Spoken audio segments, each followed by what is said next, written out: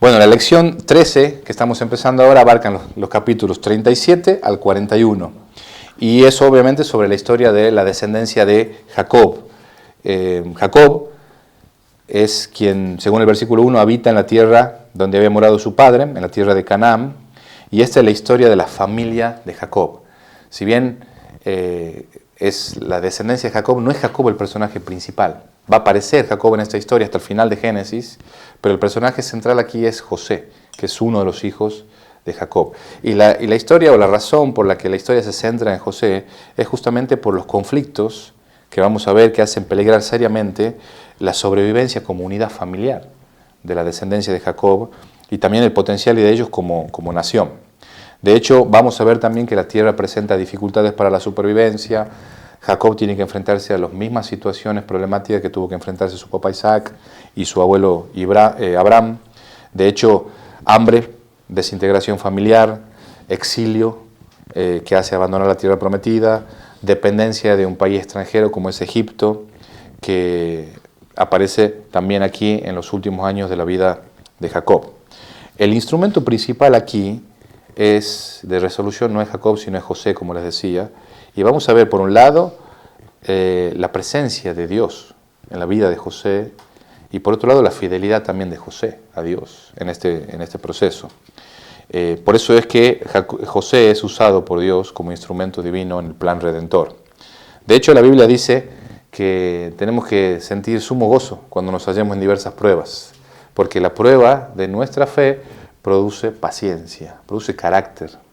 Y esto es algo que vamos a ver aquí, en esta historia, muy patente. Si bien Job sería el ejemplo de paciencia en el Antiguo Testamento, José también debería ser tenido en cuenta por esta historia que vamos a ver. De hecho, comienza la historia en el versículo 2 diciendo que José tenía 17 años, o sea, era un joven de 17 años y apacentaba las ovejas con sus hermanos. Era un pastor de ovejas. Y el joven estaba con los hijos de Bila y con los hijos de Silpa, mujer de su padre, e informaba a José a su padre la mala fama de ellos. Y también dice el versículo 3 que amaba Israel a José más que a todos sus hijos, porque lo había tenido en su vejez, y le hizo una túnica de diversos colores, y viendo sus hermanos que su padre lo amaba más que a todos sus hermanos, le aborrecían y no podían hablarle pacíficamente. Entonces, acá vemos el desprecio de los hermanos de José hacia José. Él era el predilecto de su padre y sus hermanos por eso lo despreciaban. De hecho, vamos a ver por un lado una conducta fiel y recta de José, pero también además era el hijo de Raquel, que era la mujer del amor de Jacob.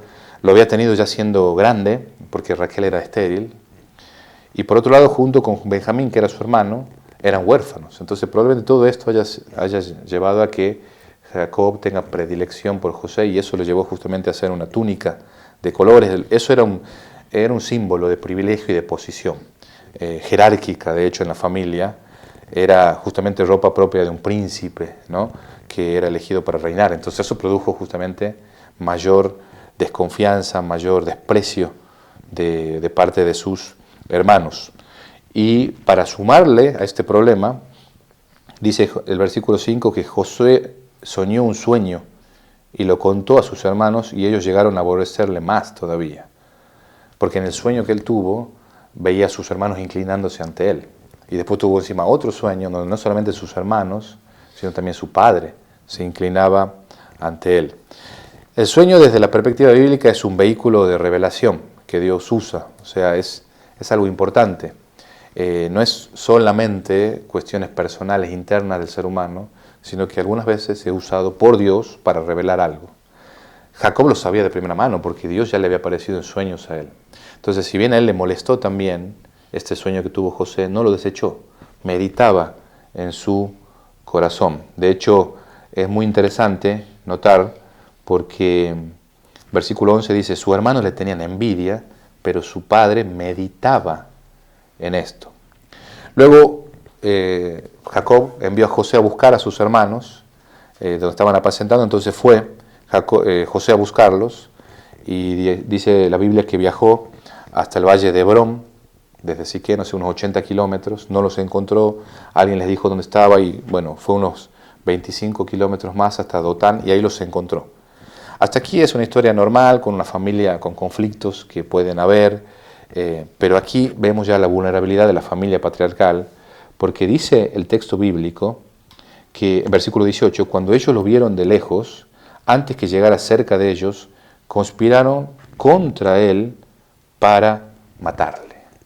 Entonces acá ya hay algo muy grave, justamente ellos conspiran para matarle. El único que trata de salvarlo es Rubén.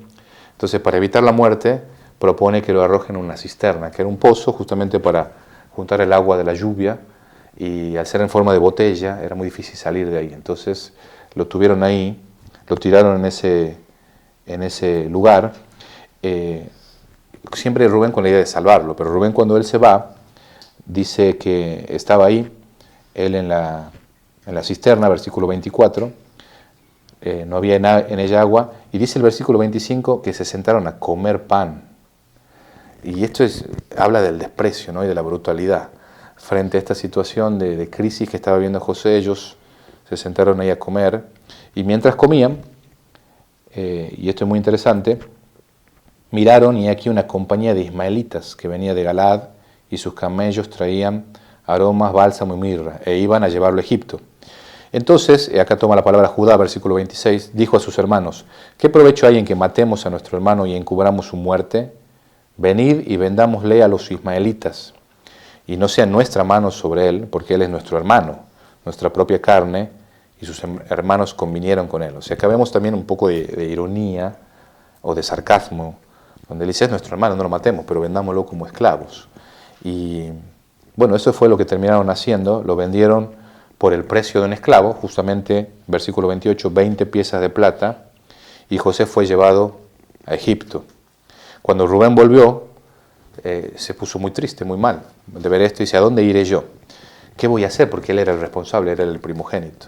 Entonces lo que hicieron fue matar un cabrito, teñir el manto, su túnica con esa sangre, y mostrarle a Jacob. Entonces lo que vemos ahí otra vez es el engaño, ¿no? El engaño en la familia de Jacob. Y esta vez causando mucho dolor a Jacob. Dice el versículo 34 que él rasgó sus vestidos, puso cilicio sobre sus lomos y guardó el luto por su hijo muchos días. Y se levantaron todos sus hijos y todas sus hijas para consolarlo. La hipocresía también, ¿no? Aquellos que habían hecho este plan tratando de consolar a su padre, pero él no quiso recibir consuelo y dijo: descenderé enlutado a mi hijo hasta el Seol. Y lo lloró su padre. Y los madianitas, termina el capítulo 37, diciendo que lo vendieron en Egipto a Potifar, que era oficial de Faraón, que era el capitán de la guardia. Entonces fue esclavizado José, fue justamente llevado a Egipto, pero no murió, ¿sí? Este joven de 17 años fue adquirido por justamente este oficial Potifar, y esto nos prepara justamente para lo que viene después en la historia de José. Uno esperaría que el capítulo 38 siga con la historia justamente de José en Egipto. Sin embargo, el autor hace una especie de paréntesis, porque él necesita tratar algo antes de seguir con esa historia, que es muy importante, ya que aquí también en esta historia la integridad de la descendencia de Jacob corre peligro, y en este caso específico es de Judá, uno de los hijos de Jacob. Y vamos a ver en esta historia que la acción arriesgada de una mujer previene que esa descendencia de Judá sea cortada. Y esto es un hecho muy significativo, ¿no? Porque de Judá es de quien desciende el rey David, y de Judá es de quien desciende Jesucristo. Por eso es tan importante este capítulo. Según esta historia del capítulo 38, dice que Judá se apartó de sus hermanos y se fue a un varón adulamita que se llamaba Hira.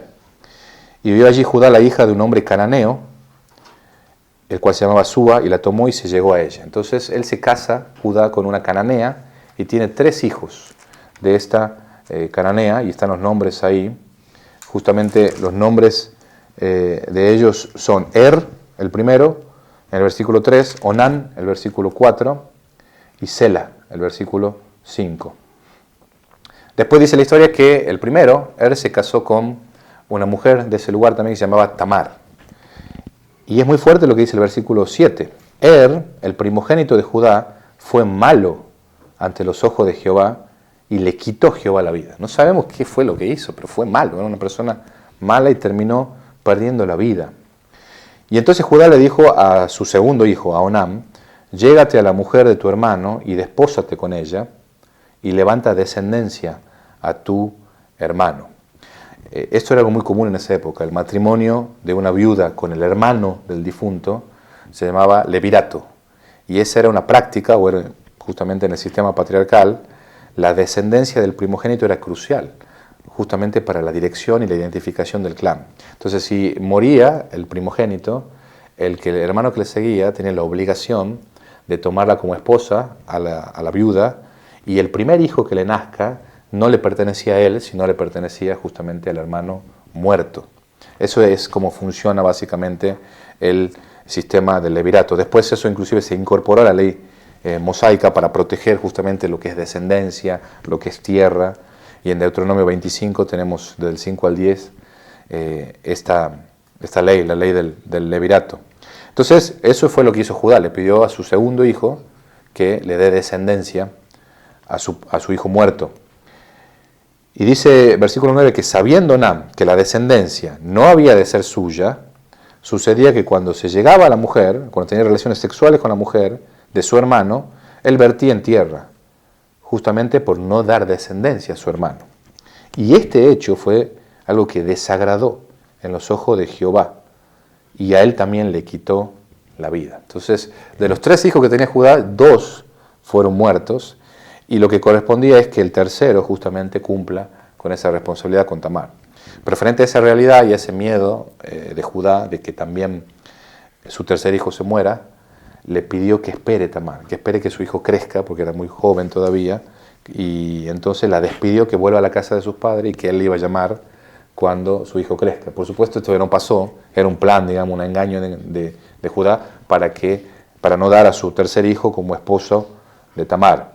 Entonces, pasó el tiempo, terminó también muriendo la esposa de Judá, o sea, quedó viudo Judá, y Tamar planeó o tramó un astuto plan donde engañó a su suegro para que tenga relaciones sexuales con ella. Eso fue básicamente la historia. Ella se disfrazó de ramera, de prostituta, sagrada, se puso ahí a la orilla del camino, donde sabía que iba a pasar Judá.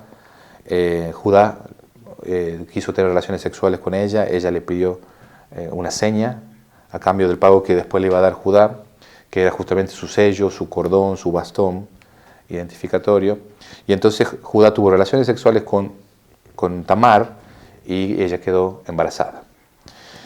Y es importante que nosotros entendamos esto en el contexto histórico. Por un lado, la relación de Judá y Tamar fue hecha como parte de un ritual religioso, que era aceptable socialmente a los cananeos.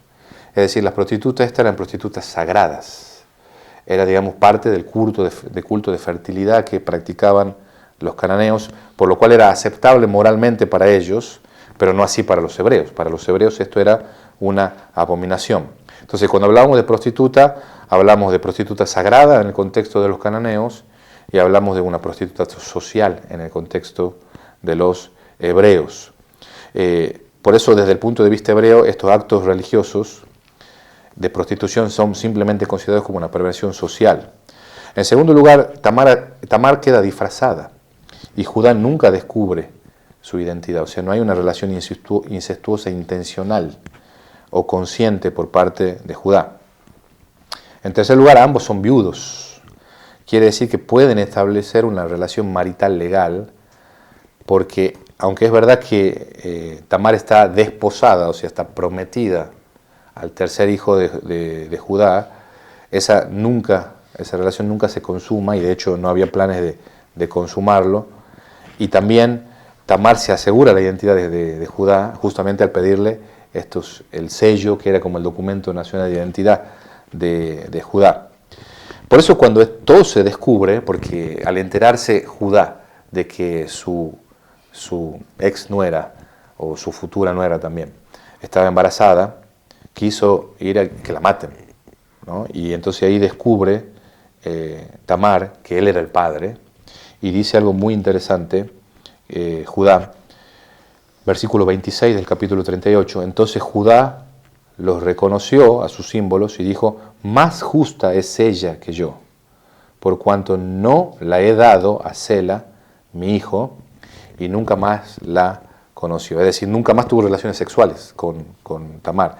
Lo que estamos viendo aquí es que la motivación de Tamar es generacional y nada más. No tiene un propósito de ser la esposa, y de hecho nunca lo fue. No fue la esposa de Judá, sino la madre de los hijos. Y esto permitió que justamente la descendencia de Judá siga.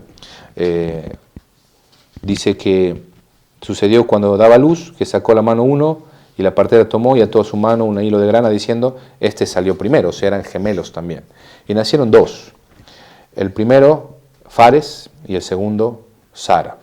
Y Fares justamente es importante porque él es uno de los ascendientes de David, de Jesucristo. Entonces, esta es una de las razones de por qué el nombre de Tamar es mencionado en la genealogía de Jesucristo.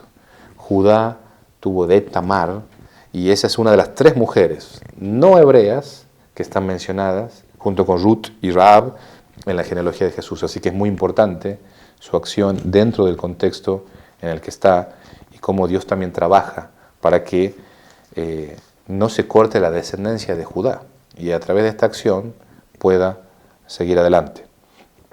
Bien, entonces ahora sí podemos retomar con la historia de José en el capítulo 39.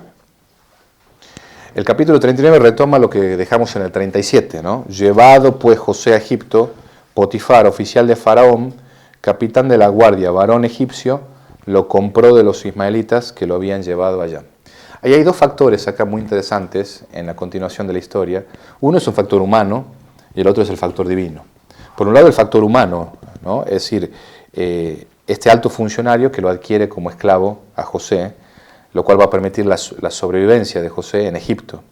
Y el otro factor es el factor divino. Dice el versículo 2, Jehová estaba con José, y fue varón próspero, y estaba en la casa de su amo el egipcio. Es decir, la presencia constante, visible, fructífera de Jehová con José. Y esto es obviamente, por un lado, fruto del propósito divino de Dios para José, pero por otro lado también vamos a ver que es también resultado de la fidelidad de José a Dios, constantemente, y su compromiso, ¿no?, indeclinable de mantener una comunión con Dios y guardarse para el propósito divino. Así que Dios enalteció a José. Vio, dice el versículo 3, su amo, que Jehová estaba con él y que todo lo que él hacía, Jehová lo hacía prosperar en su mano. Hacía yo José gracia en sus ojos y le servía, y él le hizo mayordomo de su casa y entregó en su poder todo lo que tenía. Y aconteció que desde cuando le dio el encargo de su casa y de todo lo que tenía, Jehová bendijo la casa del egipcio a causa de José. Eso es impresionante. La bendición a la casa de Potifar llegó gracias a un esclavo, porque temía al Señor. Y esto era evidente en todos. Pero también ahí, en este acomodo, ya llegando a ser la mano derecha de Potifar, viene también una prueba, viene una dificultad. Dice versículo 7 que después de esto aconteció que la mujer de su amo puso sus ojos en José y dijo, duerme conmigo. O sea, era de buen parecer, como dice, era hermoso semblante, bella presencia. Entonces la mujer de Potifar se enamoró de él y le pidió que durmiera con ella. La diferencia social, de posición social, o sea, ella es la señora del amo y él es un esclavo doméstico, ella es razón suficiente justamente para que la orden sea cumplida, aunque esa acción era penada justamente con la muerte. Sin embargo, José resiste con éxito, y él dice en el versículo 9 algo muy impresionante: no hay otro mayor que yo en esta casa, y ninguna cosa me ha reservado sino a ti, por cuanto tú eres su mujer. ¿Cómo pues haría yo este grande mal y pecaría contra Dios? La argumentación de José es, yo no puedo hacer esto por dos razones. Número uno, por causa de mi amo, que es esposo de esta mujer. Yo no puedo fallarle la lealtad que tengo. Pero la segunda razón, y la más importante o determinante, sería un pecado contra Dios. Yo no podría hacer esto. Aunque no se entere Potifar, Dios sí, y yo no podría pecar contra Dios. Entonces, aquí lo que está haciendo José es reconocer que la fidelidad a Dios se demuestra en una conducta de pureza y santidad. Por supuesto que esto no hace mella en esta mujer, ella tiene un sistema de valores muy diferente a José, entonces continúa con la insistencia, y un día, versículo 11, en casa para hacer su oficio, y no había nadie de los de la casa allí. Así que ella lo asió por su ropa, diciendo, duerme conmigo. Y entonces él dejó su ropa en las manos de ella y huyó y salió. No sabemos si es que algo que fue preparado por esta mujer o justo sucedió, lo cierto es que pasó. Y entonces frente a esta situación hace dos cosas José. Por un lado deja el manto, no le importa nada. El manto justamente era esa camisa larga con cinto que se usaba ahí como ropa de entrecasa para hacer las labores. Lo deja y por otro lado huye. Y de hecho esta es la conducta que se menciona en la Biblia. Por ejemplo, Salomón en el Proverbio capítulo 5 dice que este es el tipo de conducta, es la única manera de evitar el pecado, y es alejarse, huir de la seducción. Pablo también lo dice huid de la fornicación, no dice enfréntenla o resístanla, no, huid. Bueno, José hizo lo que tenía que hacer, huyó. Sabía que no podía ya argumentar con la mujer, no podía razonar, entonces salió corriendo. Pero esta reacción obviamente dejó humillada a la mujer, y entonces lo que produjo fue buscar venganza, ¿no? Ella siempre era la esposa del amo, ella conseguía lo que quería. Entonces ella echó la culpa a José. Comenzó a gritar en primer lugar y cuando vio que tenía la ropa, llamó a los de su casa y les dijo, nos ha traído un hebreo para que hiciese burla de nosotros. Vino él a mí para dormir conmigo y yo di grandes voces y viendo que yo alzaba la voz y gritaba, dejó junto a mí su ropa y huyó y salió.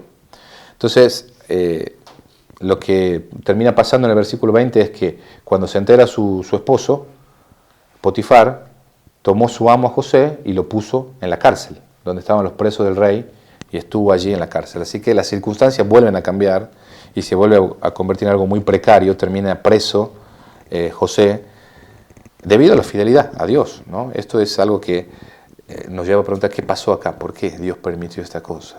O sea, había un plan ahí, pero en ese momento uno no lo ve, o quizás era difícil verlo, porque él está en una situación, siendo la mano derecha, ahora pasa a ser un preso, encarcelado justamente en una prisión de máxima seguridad, porque era la prisión donde estaban los presos políticos, ¿no? Eso es lo que dice ahí, y ahí terminó José sujeto al capricho, ¿no?, de estas personas con poder. Eso lo vemos después porque el panadero, que también estaba preso, termina muerto, así que el hecho de estar preso no significaba que la vida estaba a salvo, sino que en cualquier momento su vida también podía acabarse. Y una reacción común, ¿no?, de Potifar frente a este hecho hubiera sido la muerte. Por eso es algo interesante la intervención de Dios ahí, porque decide ponerlo en la cárcel y no matarlo a José. Entonces Dios también está trabajando ahí, guiando la historia humana, y aunque no libra de la cárcel, a José sí lo libra de la muerte, ¿no?, y preserva la vida de él. Y tenía un ministerio diferente, para él un plan, porque dice el versículo 21 que Jehová estaba con José y le extendió su misericordia y le dio gracia en los ojos del jefe de la cárcel. Así que el jefe de la cárcel también entregó en manos de José el cuidado de todos los presos que había en aquella prisión. Todo lo que se hacía allí, él lo hacía. Y dice el final del versículo 23 que Jehová lo prosperaba. Jehová estaba con José y Jehová lo prosperaba. Entonces el encargado de la cárcel le dio la administración y otra vez volvió a tener una posición de preeminencia, solo que esta vez en la cárcel. El estar en la cárcel le permite a José estar en contacto con justamente los presos políticos. Había dos presos políticos muy importantes en ese lugar. Uno era el copero, o sea, el jefe de los coperos, en realidad era el encargado de todo lo que Faraón bebía. De hecho, ellos era para proteger, para que no muera por envenenamiento, que era la manera más común de asesinar a los reyes en esa época. Y por otro lado, el jefe de los panaderos, que justamente era el otro lugar muy vulnerable. De hecho, si el jefe de los coperos y el jefe de los panaderos se ponían de acuerdo, era muy fácil asesinar a un rey o al faraón en este caso. Así que probablemente algo de esto hubo y terminaron los dos presos ahí en la cárcel. Y estando en la cárcel soñaron, tuvieron sueños, ¿no? Y eso los afectó y José notó, ¿no? Dice el versículo 6 del capítulo 40, que vino a ellos José por la mañana, los miró y aquí que estaban tristes. Y les preguntó a aquellos oficiales que estaban en la prisión, ¿por qué parecen hoy mal vuestros semblantes? Y ellos le dijeron, hemos tenido un sueño y no hay quien lo interprete. Entonces, no te viene en este versículo 8, entonces les dijo José, ¿no son de Dios las interpretaciones? Contádmelo ahora. Entonces, a pesar de todo lo que había vivido, ¿no? A pesar de haber sido vendido por sus hermanos, de haber sido esclavo en la casa de Potifar, de ahora estar en la cárcel de manera injusta, él se seguía acordando de Dios y reconoce que viene de Dios estas interpretaciones. Engrandece a Dios delante de sus hombres. Y como los presos sabían justamente de esta relación especial que José tenía con Dios, se animan a contarle sus sueños. Entonces vamos a ver qué es lo que sigue entonces frente a esta realidad de la interpretación de los sueños. El copero es el primero que le cuenta sus sueños de esas 3 vides y él exprimiendo las uvas para darle una copa al faraón. Y entonces la interpretación que le da José es que en 3 días él iba a ser liberado, ¿no? Iba a ser llevado ante el faraón e iba a ser liberado. Y le pide algo muy específico, es decir, dado por sentado de que esto iba a ser así, José le pide algo muy específico. Dice el versículo 14, acuérdate pues de mí cuando tengas ese bien, y te ruego que uses conmigo de misericordia y hagas mención de mí a faraón y me saque de esta casa. Porque fui hurtado de la tierra de los hebreos y tampoco he hecho aquí porque me pusiesen en la cárcel. Lo que está pidiéndole es misericordia. Él no está clamando por justicia, porque él sabe que está a merced del juego de poder que hay, pero dice, tened misericordia, porque 2 razones. Número 1, yo fui hurtado. O sea, justamente le fue arrebatado lo más básico que es la dignidad humana. Él no era un esclavo, fue robado, y en segundo lugar, él no había hecho nada. Para estar ahí no había nada, él era inocente.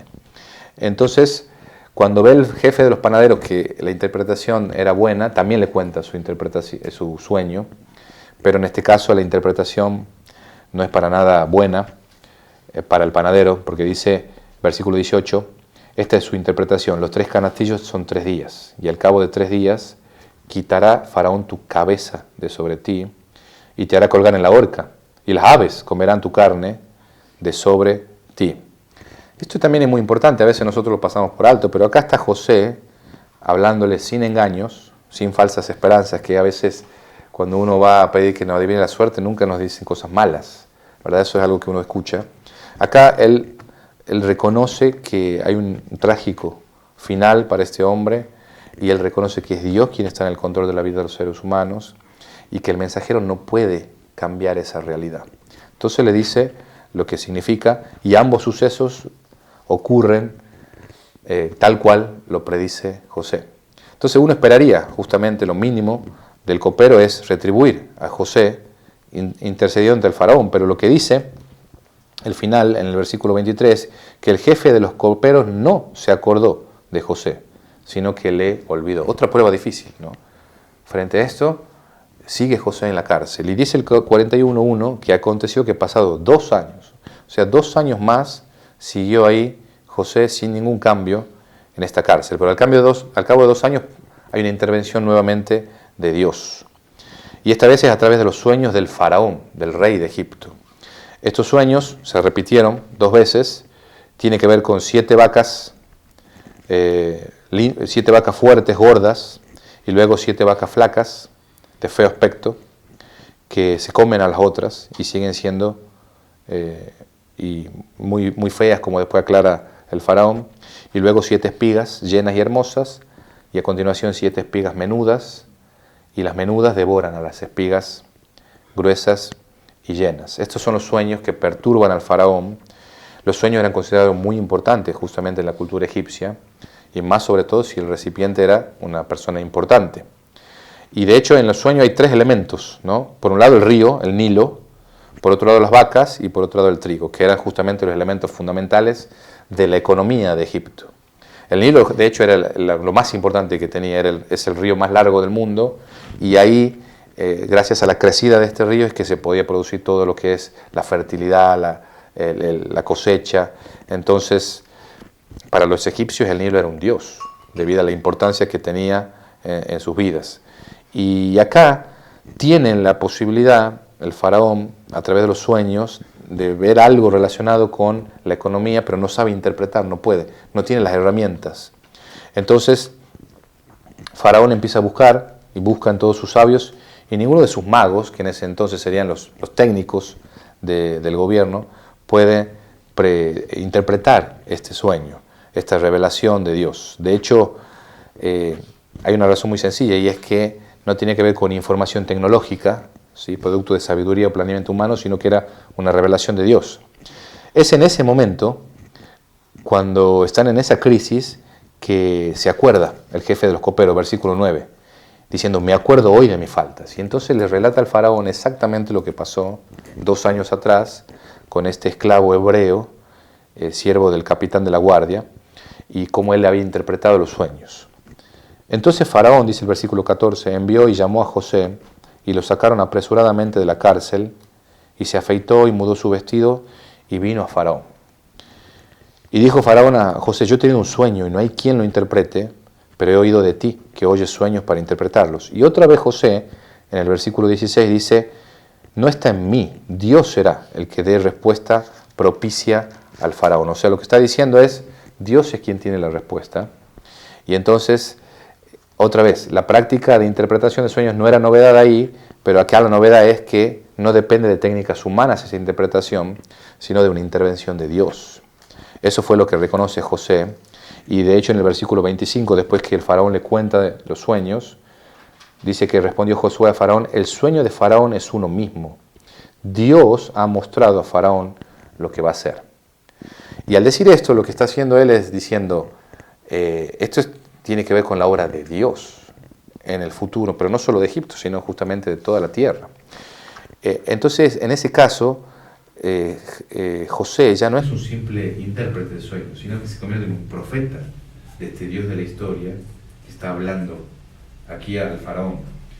No solamente José le propone la interpretación correcta del sueño, de 7 años de abundancia y 7 años de escasez, donde quizás no sobrevive Egipto, porque iban a hacer olvidar los 7 años de abundancia, sino también le propone un plan.